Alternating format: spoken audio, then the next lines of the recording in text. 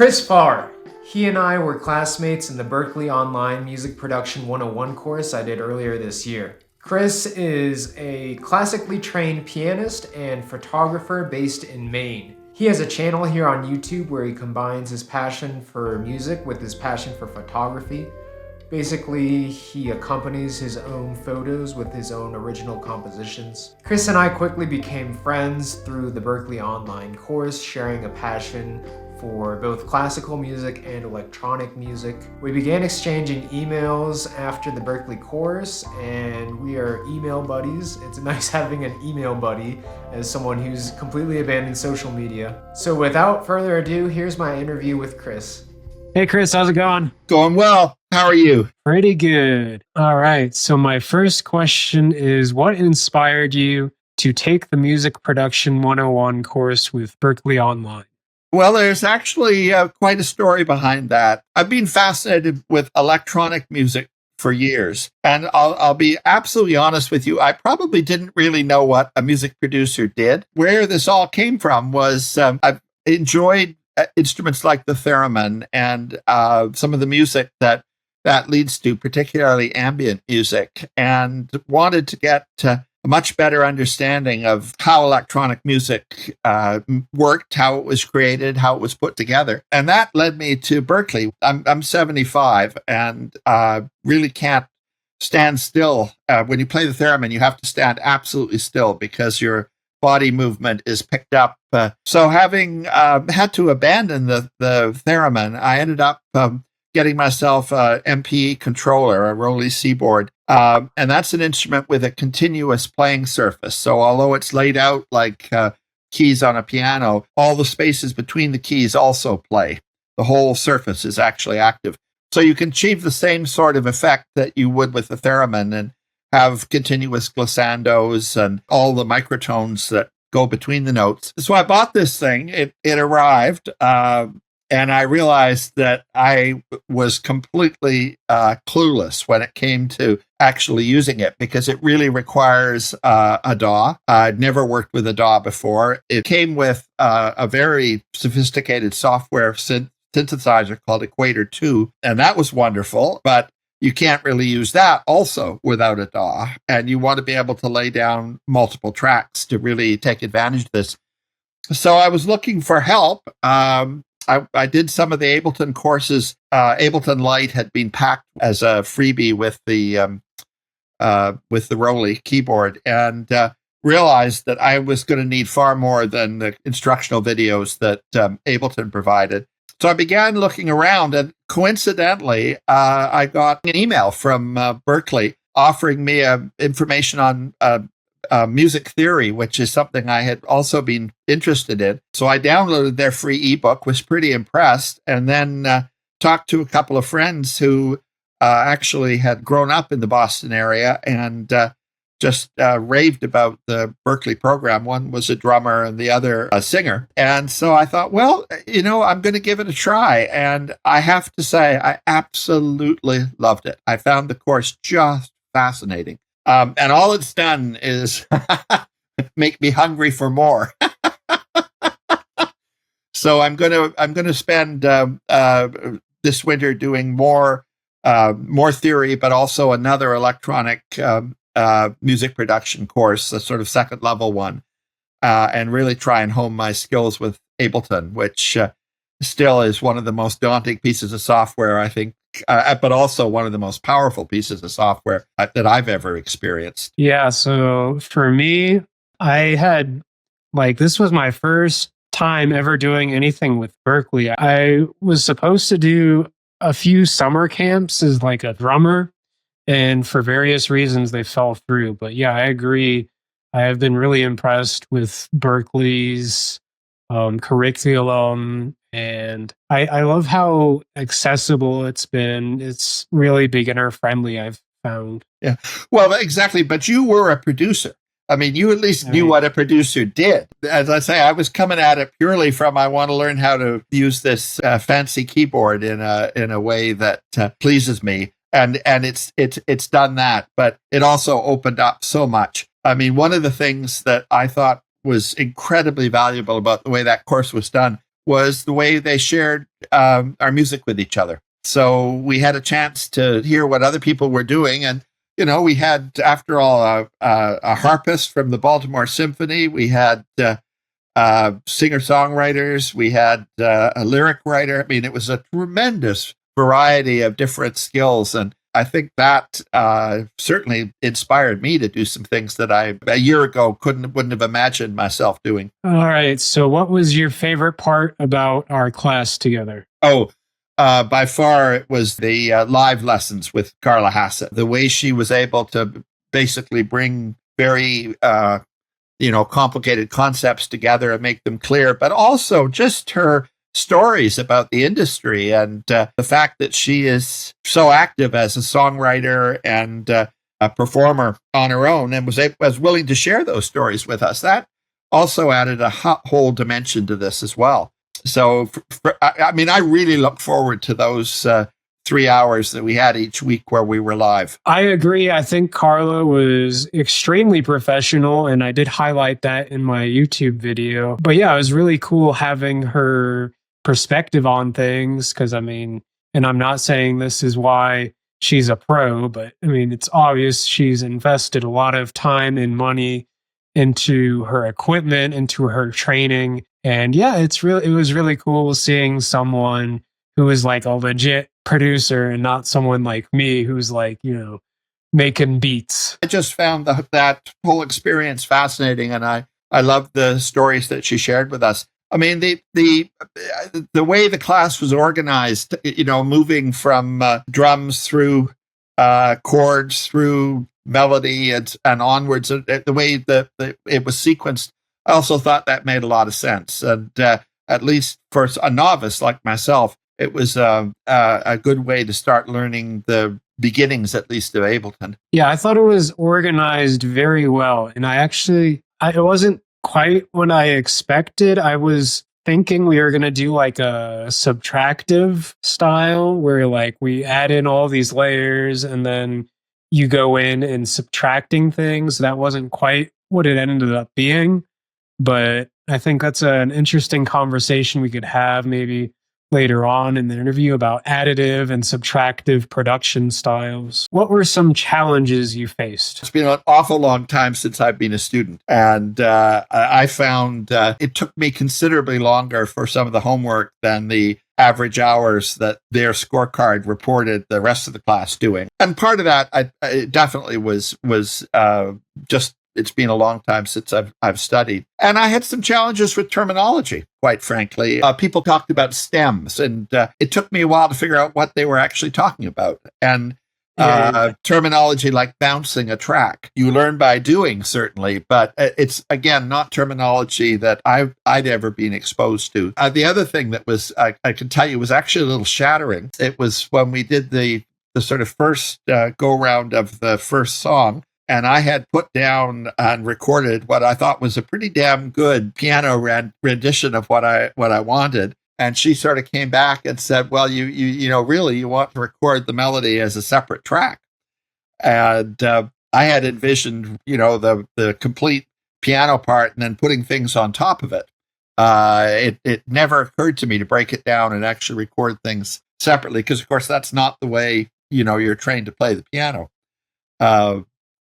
But interest and then an interesting experience, because, of course, then synchronizing everything becomes a challenge that you don't have if you're used to playing with both hands and all fingers at the same time. What do you mean synchronizing everything? So you mean? Well, basically getting, you lay down the melody track as a separate track. That's maybe the upper voice of a 4-voice part. Then you've got the lower 3 voices, which you're laying down as a chord track, basically. I found that quite challenging, and it was not the way I was used to thinking about the way a piece of music is constructed. So it was almost like having a separate track for left and right hands. With more than that, it was a separate track for soprano, alto, tenor, and bass. There were 4 tracks there. Interesting. But I could see why you do it, and actually, she made the comment at one point to me. I think this was probably privately, but you can leave it recording the audio track completely, but why not just lay another instrument in to double the melody and bring the melody out? And in fact, that's what I ended up doing, and I found that a surprisingly rich technique, because you could have a nice rich piano sound, and then above it add a flute or a stringed instrument, just subtly doubling the melody track, and it made the melody really stand out. I like that a lot. In unison. Yeah. Mm-hmm. And then you can experiment and do, call and response or stuff like that. Call and response, change octaves. All sorts of things to add color and texture to the piece. All right. So my next question, what do you like about Ableton and what do you not like about Ableton? Still a bit in awe of it. It's so powerful. I do find it incredibly complex. Having said that, though, I also recognize that a lot of it is just experience and getting used to it. But I have trouble, and this may be again partly my age and my hearing. I have trouble with dynamics on Ableton, getting the transitions as smooth as I would like, and I realize I use just a tiny fraction of what it can actually do. I don't know if you've had the chance to look at the video that came out today about the upgrade to 12.3. The young man who is demonstrating the new features, in sort of 15 minutes, pulls off what's going to take me a year to learn. There's very little I dislike. It's more I'm just in awe of it, and I'm still struggling to really feel comfortable, stretching myself a little bit with it. I feel pretty comfortable now that I can lay down a track. I get the color I want. I certainly can get things quantized now properly, and that sort of basic stuff. But I realize that when you look at how many equalizers does it offer? Are there probably 100 there? Knowing which one to use for what, that's going to take a lot of time experimenting, and probably I'll find one or two that I like, and those will be the ones that get used all the time. I've just been using that EQ8 that we used in the course. Well, I upgraded to Suite, and there are about 13 or 14 different EQ8s now. Oh. I think, to be fair, they're basically some sort of preset to different styles and genres, so that they give you a starting point in terms of where the different cutoff frequencies are and that sort of thing. It's that sort of thing that is a little overwhelming. At least I find it overwhelming. Yeah, you can definitely get that. I forget the word for it, but overwhelming is definitely a good word for Ableton. And I think the world of DAWs in general, and that was the nice thing about our course we did, was it made things feel a little less overwhelming. At least for me, I think really just playing around and, taking an hour or two to just kind of experiment, have some fun. And that's when you can really get things happening. So just try not to be intimidated by all the options. Well, since we finished the course, I've been going through a little exercise of taking folk tunes that I like and trying to rearrange them, and rearrange them both from a point of view of reharmonizing and so on, but also having some fun with some of the instruments and what happens to a tune like Cockles and Mussels if you use different synthesizers, different types of instruments. And that certainly it is one way to start feeling a lot more comfortable with Ableton and get an idea of just what Ableton can actually do. And I think the beauty with that is most folk tunes, there's no copyrights, public domain, so you can release that under your own name. You can put it on YouTube. You can do whatever you want. Yeah, absolutely. Basically. All right. So we're going to segue into our next segment, which is your music career in general. So when did you first start playing music? Well, I was pretty lucky because the school that I went to, elementary school, had both an orchestra and a band, and a very, very, very good music teacher. And everyone was encouraged to play something. I wanted to play the violin, but I realized very quickly that I was big, and the viola, they didn't have viola players. So I ended up learning the viola, first of all. Okay. And then the piano. And it was pretty clear once I started on the piano that was really where my interest was. I really, really, even as a small child, loved playing. My parents, neither of them played an instrument, but they got me lessons, and I had lessons right through grade school and well into high school, and then actually left it completely for a while at university. I went overseas to King's College London for university, and there just wasn't an opportunity handy to play the piano. And it wasn't till I was in my early 30s that I was actually renovating a house, and there was a little bit of money left over from the construction loan, and I bought myself a Roland electronic piano. Nice. And just started playing again. It came back surprisingly quickly. And then when I moved to New York City, I went and started taking lessons again. But this time it was with a lady who was a jazz pianist. Really got interested in a jazz piano, solo jazz piano in particular. She was a great friend of Fred Hirsch. And we used to go and see Fred Hirsch when he was in town, playing it in the clubs. And then we head back for our next lesson on two pianos, try and do something that he was doing or have some fun with it. So that was good. She also, it required her students, and now, I'm in my late 30s, early 40s, but she actually required us to do a gig at a club. That was part of a condition of being one of her students. And I can remember the first one of those. It was a half an hour at a club down in Greenwich Village in New York City. I remember someone came up and made a request, and I said, no requests. But there was a brandy glass on the table, and at the end of the evening, I had $38 in tips. So that was my first paid gig. There you go.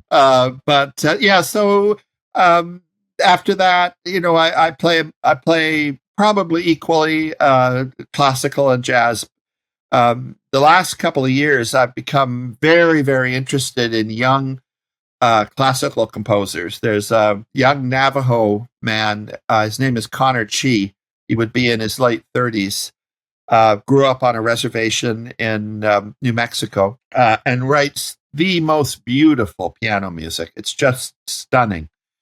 And it's great fun to play. It's melodic and just difficult enough to be, really to give you a little bit of a challenge, but not so difficult that it would stop you in your tracks. Canadian gal Alexandra Strelinsky, is that a name that rings a bell with you at all? Well, you've mentioned her several times. Okay, well, I love her. I absolutely love her music. And if you get a chance, Pianoscope is one album, Neo-Romance is another. She describes herself as neoclassical, which it's that very minimalist almost. A lot of passages with repetitions with very, very subtle changes, a bit like Philip Glass does with his music. Okay. But I'm very fond of her music. In fact, I'm actually going to be doing a concert in November, trying to introduce them, though both of those composers, some friends here in Lubeck. We're doing a little fundraiser concert for a school music program, and I'm Awesome. going to be playing an afternoon of Connor Chi and Alexander Strelinsky. But on the jazz side, my idol would be Marian McPartland. You're probably too young to know about this, but for 30 years, she had a program on National Public Radio called Piano Jazz, and she played a solo piano, but she would always have interesting guests. And I actually had a chance when I was living in New York City to meet her at a recording session for one of her radio shows. Cleo Lane was the guest, and absolutely, wonderful, wonderful singer of ballads. And I just think her work is magic. All of her radio shows are actually have been released by Concord Jazz, so they're all available. But she's a superb pianist, all American song, but absolute, jazz standards, jazz classics. Yeah. Some of my favorite jazz pianists are Thelonious Monk and Herbie Hancock. Yep, I like both of them. And Herbie Hancock, in particular, I loved what he did with Joni Mitchell's songs, reinterpreting them for solo jazz piano. They're stunning, absolutely stunning. Oscar Peterson would be another one with an extraordinary ability to take a cover and make it his own. Okay. So what or who inspired you to start writing music? That's actually that's a difficult question to answer because I've doodled around for a long time. You just sit at the keyboard and actually getting out, one of the pieces I'm studying is just too much trouble. So you just sort of sit there and play for a bit and different ideas come to you. Yeah, different things come to you. But I never really wrote it down, never recorded it. But when I started this, it got really serious about landscape photography. One of the challenges, both solo piano and photography, in some ways, are very lonely. You want to share your work, and how do you share it? Some stuff will go into a gallery, but much of it is more storytelling.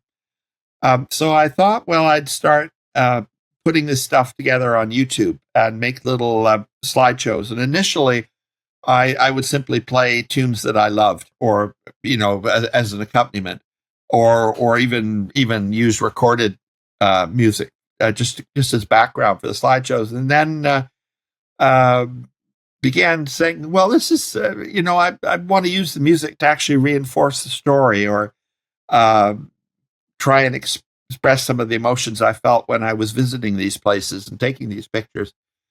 And that's really been the drive. And now I really want to be able to produce music that supports my photography, but also gets the listener to feel what I felt when I was visiting that place. And I think that's one of the reasons why ambient music so fascinates me, because here it is, unstructured, and yet often it can be incredibly powerful in terms of getting your brain thinking about or feeling something. Someone, I think it was Brian Eno, who was one of the sort of fathers of what's now considered modern ambient music, made a comment that good ambient music you can listen to deeply and hear structure, but you can also have it as just background music to put you to sleep. He traced modern ambient music back to people like Eric Satie, and I can sort of see that. Again, I love Eric Satie's piano pieces, the Gymnopedia, and the sort of unstructured nature of them,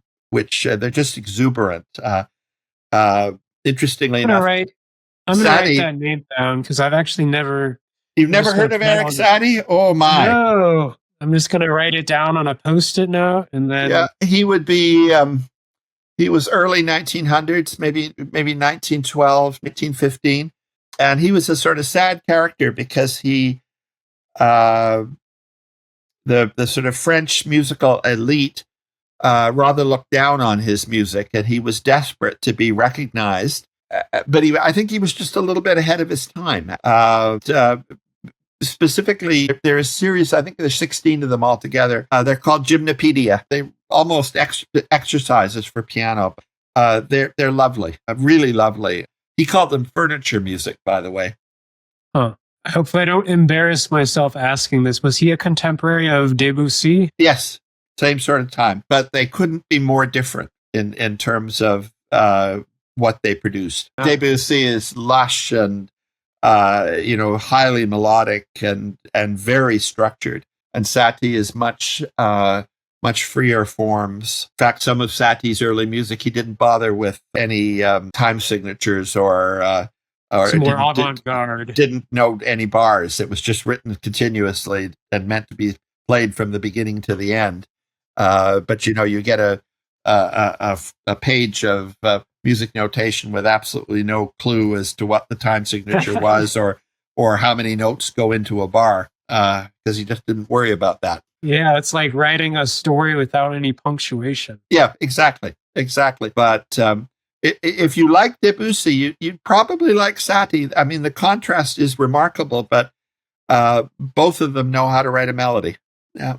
Check them out. All right. Let's move on. And I'm really interested in hearing your answer to this one. How have you seen music change over the years as both a musician and a listener? I mean, obviously, we come from very different generations, more the digital age. And then, obviously, you're more familiar with back when there was vinyl, back when there was cassette tapes, which there's still those things today. But I go back before cassette tapes, Robert. It was reel to reel. Yeah. I don't go quite back to 78s, but almost. And actually, part of the answer is the accessibility of music. When I was in high school, we would have music listening parties, and that meant you went to someone's house and you brought your records. As my niece would say, big black CDs. Meaning LP records, and 45s. Of course, all the dance music was on 45s. We had record stores where you could actually go and listen to music. You could try before you bought. Yeah, I do remember that. I do remember the Y2K version of that, where you went to Best Buy and you could scan the CD and you could listen to a sample of it. Well, we actually physically took the record out of the sleeve, put it on the turntable. You scratch it, you buy it. Yeah. But, music wasn't everywhere. As I got older, music suddenly was everywhere. And I remember the first elevators coming in with that had, Muzak, and it was actually, that was the trade name, Muzak. And it was played in public spaces. And then in the late 60s, which is, I guess, when I really, really got interested, was the era of the singer-songwriters. And I grew up in Ottawa, Canada, and we had a place called Lihibou, which was a coffee house that brought artists in from all over North America. And I'm talking about seeing Joni Mitchell early in her career, James Taylor. I mean, these people whose music we all sing now, but may not realize that they were the original composers of it. But they've been covered. So Leonard Cohen was an absolute favorite. Peace Hallelujah is now, I think it's the most covered song ever in history, and it's in something like 80 or 90 languages. In fact, the other day I was watching an episode of The Voice on YouTube and hearing Hallelujah sung in Arabic. Which, but he was someone I really looked up to, and when I was in my early teens, he would have been in his late 20s, early 30s, maybe. So I grew up through that period of it was so rich what was coming out of that folk rock period, seeing live music in small settings. This Lehibou Club probably held 50 people, if that. So it wasn't like going to a stadium and, being dwarfed by this enormous crowd. You saw these people, and they would take their break and come down, have a cup of coffee or a drink or something else with, people in the audience. So it was a really interesting time. I feel very fortunate to have grown up in the 60s, actually. I think we had a chance to experiment. We had a chance to question that kids today just don't have. It's the idea. My brothers and I, all of us, took time off after high school and sort of drifted a little bit and found our calling. And I just don't think kids have a chance to do that or are allowed to do it the way we were. Anyway, back to your question. How have things changed? There's no question that the technology coming into music has completely changed it too. Recordings are too perfect in some ways now. I think sometimes I like live recordings of live events because I like the fact that there is maybe that hesitation or that they've forgotten the words, so they've substituted a line or something like that, and which you hear in a live recording that you would never hear in a studio. It's almost like it's too photoshopped now to, I guess, bring in your photography. Yeah, it's sort of clean, too cleaned up. Yeah.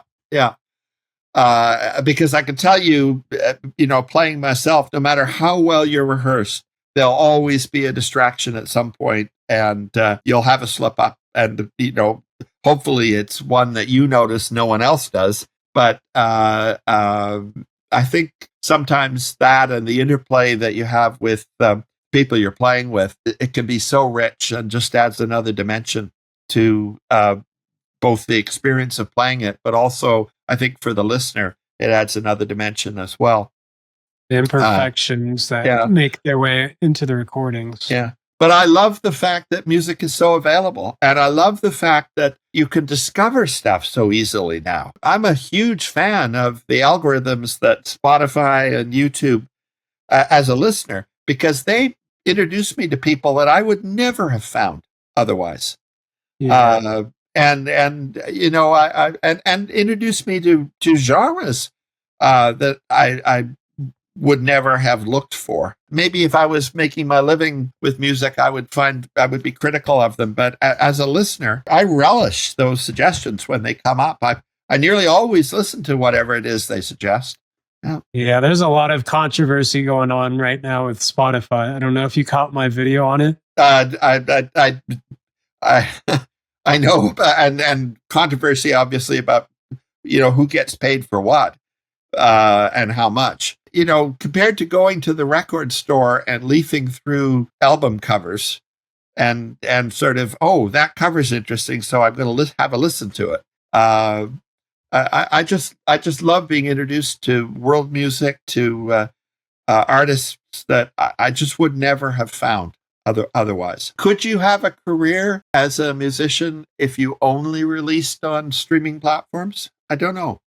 That's yeah, so that is a very interesting question. I think it's getting harder and harder to do, because I was actually just watching a video yesterday of a harpist, and she was saying that her distributor pulled her music from Spotify without her even giving permission for them to do that. And she found that they coincidentally just had a price hike. So basically, she had to pay the distributor to put her music on Spotify, and then they got pulled from Spotify. The distributor hiked their prices up, and they were saying that, oh, you got to upload your music again and pay more for it. I think it's getting harder and harder to do. More artists nowadays are turning to platforms such as Bandcamp because they're realizing it's easier to make a profit off of it. But I mean, it's really just a really difficult situation we found ourselves in, because so many people listen to music on Spotify and they don't realize the problems with it. But I wonder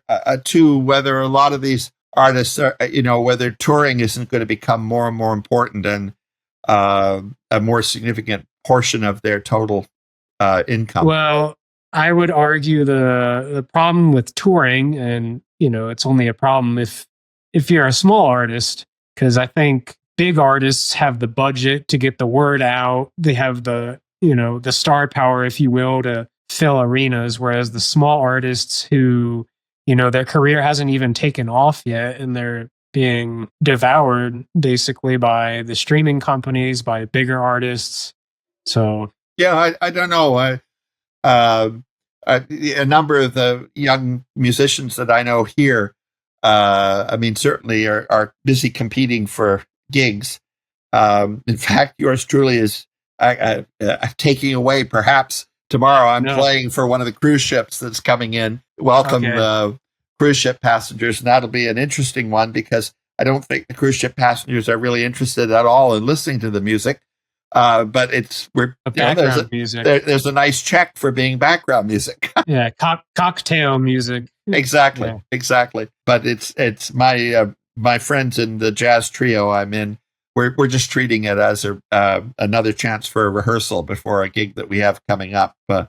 later on, and a paid rehearsal at that. So There you go. Hey, it will at least buy a beer. Yep. there you go. Oh dear. Yeah. So, okay, I don't think we got the chance for you to answer my last question, which was your biggest influences as both a musician and composer.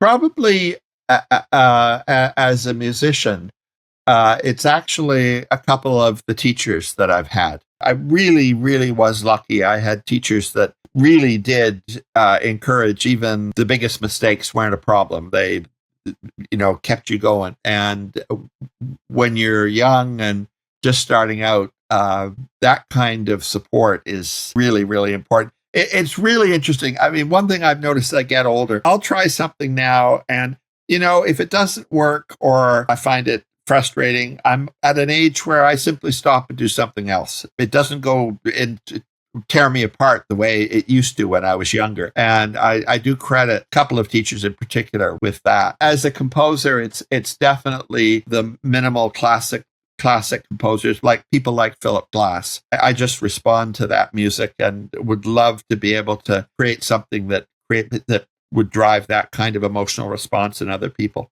Have you ever heard of the composer Dan Deacon?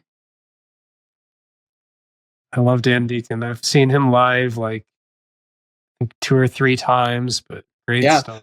But a young one who is absolutely amazing to see in any sort of live session is Jacob Collier. I'm going to write that name down as well. You don't know Jacob Collier's music? It's on YouTube. I know it's on YouTube, but you want to see when he visited the Massachusetts Institute of Technology and is basically creating a choir of the audience who'd come to see his lecture. And, the people he's talking to are mathematicians and engineers and physicists, and you can watch them respond to what he's doing. Kind of like an experiment.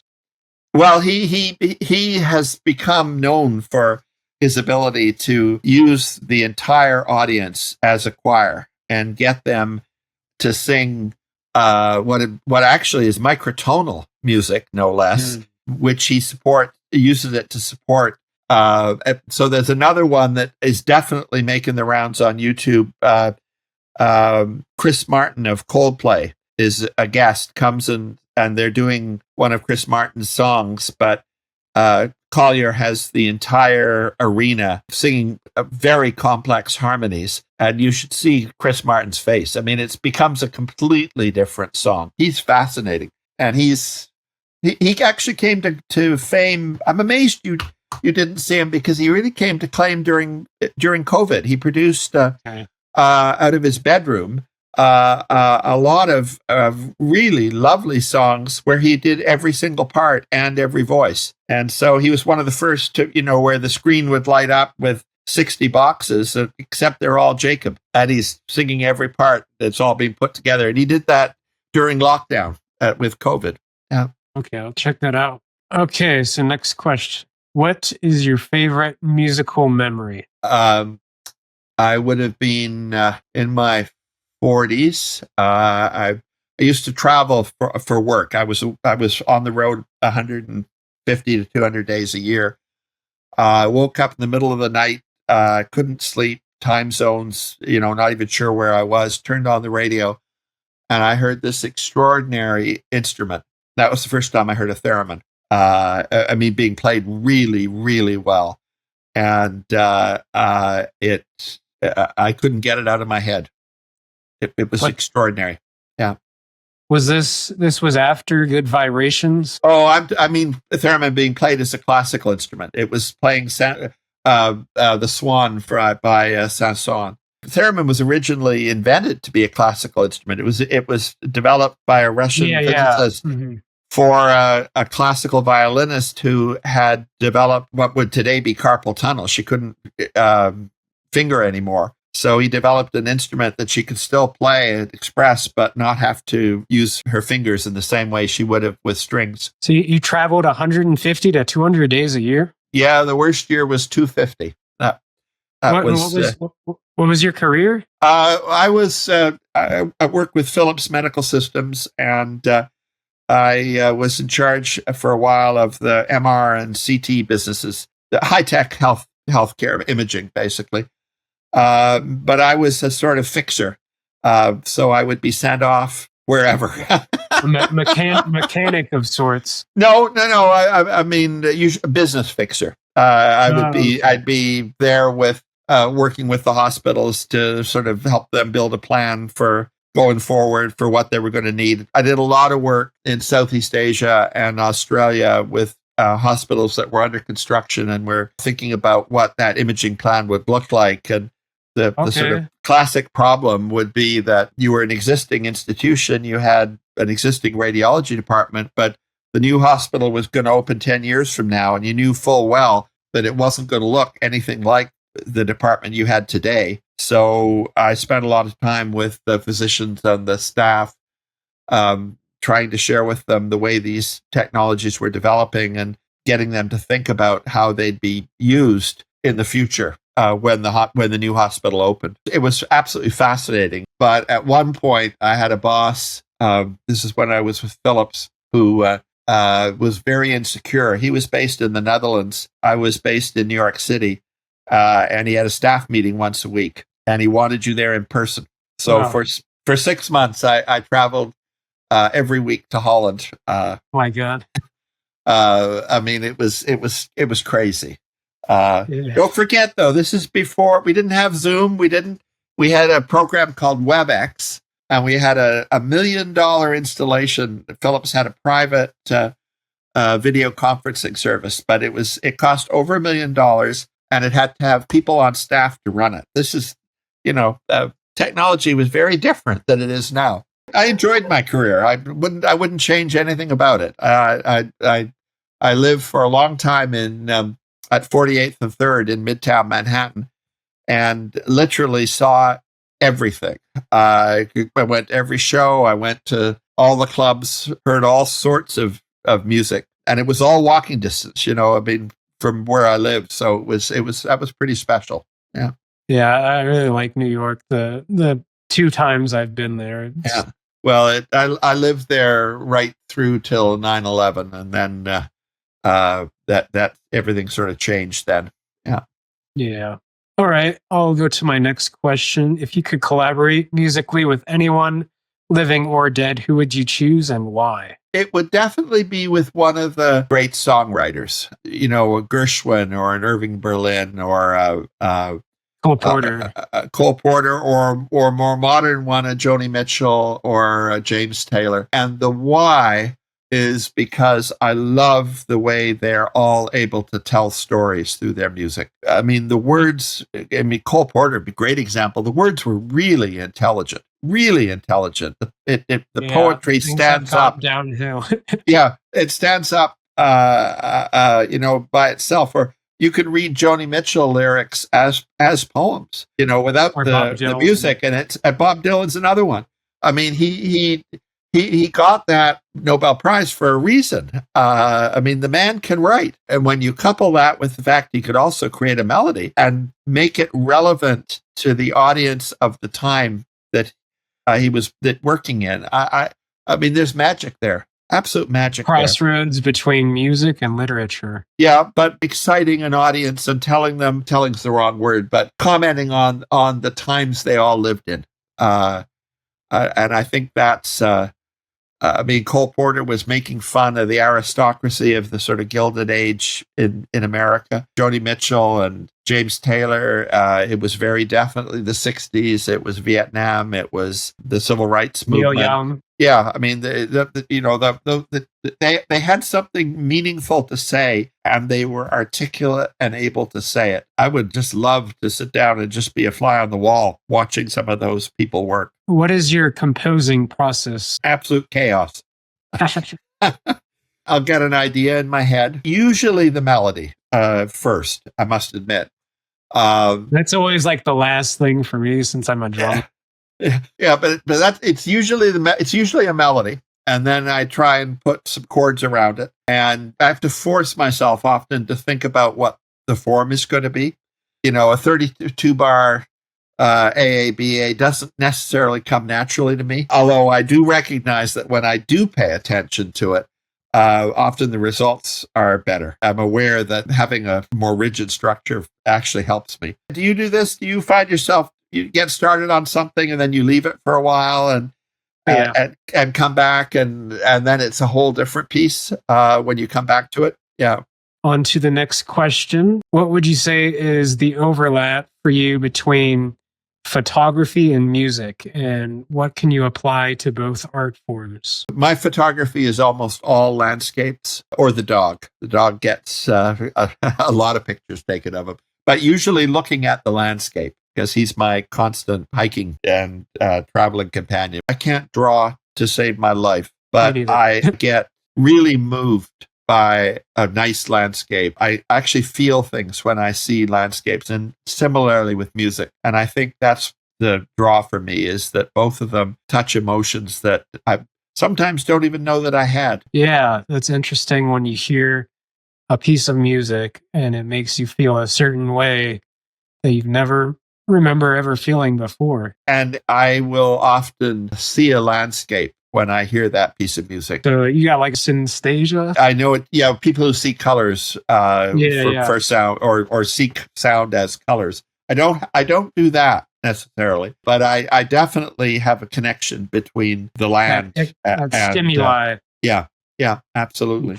And I think that's one of the reasons maybe why the Connor Chi pieces mean so much, because he writes about the land and the his where he grew up, and a lot of his music is about the significance of the land to his people, that kind of thing. I'll have to check him out. Emma Hoy Gubro would be another one. She's Ethiopian. She was a Coptic Christian nun living in Addis Ababa. She just passed away a couple of years ago. The first piece I ever heard of hers was written about the sea, and she told the story of her father taking her to see the sea for the first time, and them sitting on the sand and watching the waves come in. And the piece that she wrote much later in life is about that memory. And believe me, when you hear it, you can see the sea. Do you consider yourself more of a producer or a composer, and why? At the moment, I'm struggling with both.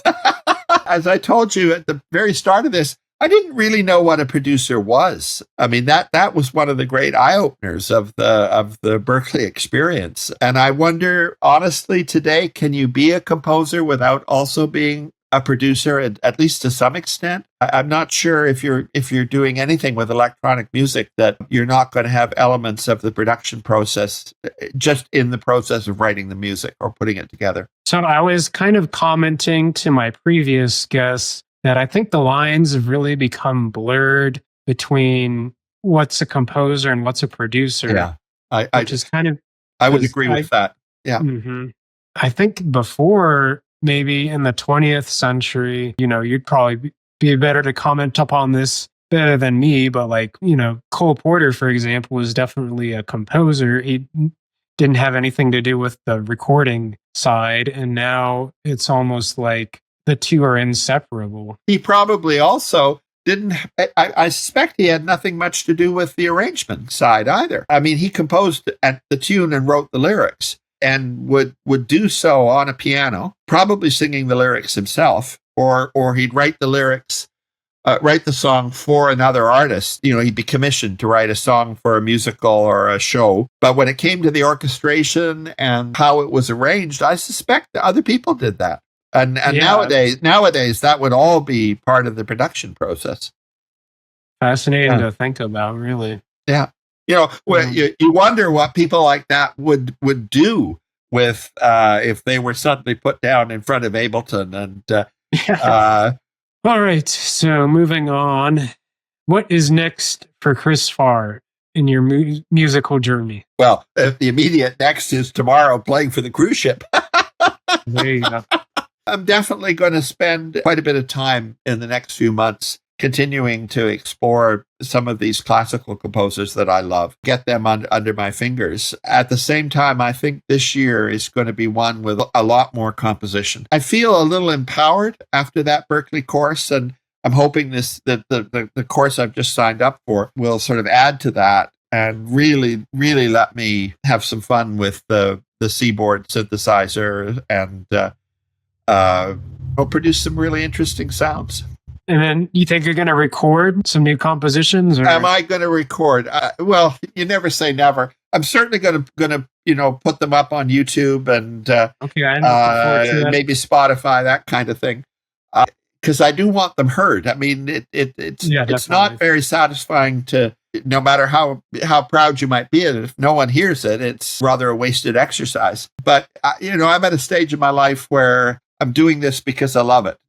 It's not a business for me at all. I'd love to work with some other people, and I'd like to try and get some of the electronic stuff into some of the gigging that I'm doing, but I don't quite see at this point how to do that. Maybe in that Ableton course, you'll learn a little bit more about that. I mean, it certainly is used. A lot of musicians use it, and I've seen some videos of people with this Seaboard instrument that I like actually using Ableton in live performance. I just don't see quite how it would work for me at this point, but again, that's more a matter perhaps of getting more familiar with things. Yeah. Gotcha. All right. So final segment. These are my just for fun questions. Here we go. What is your favorite color? Blue. If you could go anywhere in the world on vacation, where would you go and why? I want to go back to Australia and travel by land along the southern bight. And why? I worked a lot in Australia as part of my career, and that southern coast is absolutely spectacular.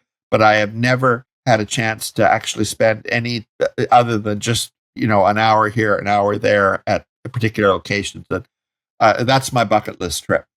Yeah. Sure. All right. Favorite superhero? Oh, it has to be Batman. Has to be. Hell yeah. Hell yeah. There you go. That's who I grew. Symbol. Yep, there it is. Yeah. Favorite movie? Well, there are a couple. I really, really enjoyed the newest version of Dune. Okay, yeah, we were talking about that in our email. That I loved. I loved Interstellar. I absolutely loved the score. Hans Zimmer's score. I mean, that was one of the reasons I bought this Seaboard, was because he did a lot of it on the Seaboard. Have you ever heard of Ludwig Göransson? I don't think so. That's not. Yeah, so he's Christopher Nolan's kind of new composer, because I think when Hans Zimmer actually went to go work on Dune, Christopher Nolan was like, "Oh crap, I need a new guy." So this kind of new guy is called Ludwig Göransson. He's got some pretty interesting music. He did the score for Oppenheimer, which was okay. Yeah, I love that film. Love that film. I haven't seen it, but I'm pretty intimate with the soundtrack for it. Yeah. Likewise with Dune. I've never seen the movie, but I've listened to the soundtrack. Have you read the books? I've read the first book. Okay, because when I was at undergraduate at university, everyone was reading Frank Herbert's novels, and they were we would have deep philosophical discussions about what he was really trying to say. Yeah, no, I enjoyed the book. Oh, I they're brilliant. They're brilliant, and I actually like the Dune movie of, I guess it was in the 80s. The David Lynch. The David Lynch one, yeah. Okay. Yeah, the consensus on that one's not as positive. I know what it was panned at the time, but I actually enjoyed it. Yeah. I haven't seen either of them, but I've been meaning to see them, so maybe one of these days. So that brings me to my final question. Favorite flavor of ice cream? Maple walnut. Oh, I've never tried that. Well, you didn't grow up in Canada. No, maple walnut. Absolutely. That's an easy one. Yeah. Cool. Well, that concludes our interview for today. Thank you for being here, Chris. I've enjoyed it. Thank you. Yeah, I've been enjoying it too. Take care.